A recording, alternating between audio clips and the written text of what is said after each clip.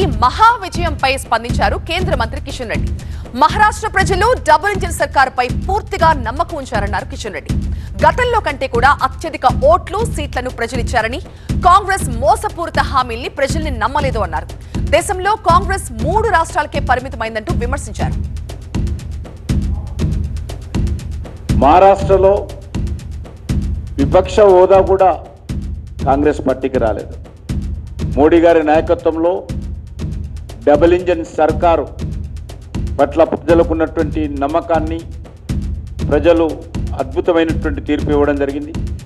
ప్రజల మధ్య విభేదాలు సృష్టించే ప్రయత్నము, భాష పేరుతో, ప్రాంతం పేరుతో, కులం పేరుతో, మతం పేరుతో ఏదో ప్రయత్నం చేసిందో దానికి మహారాష్ట్ర ప్రజలు తగిన బుద్ధి చెప్పారు.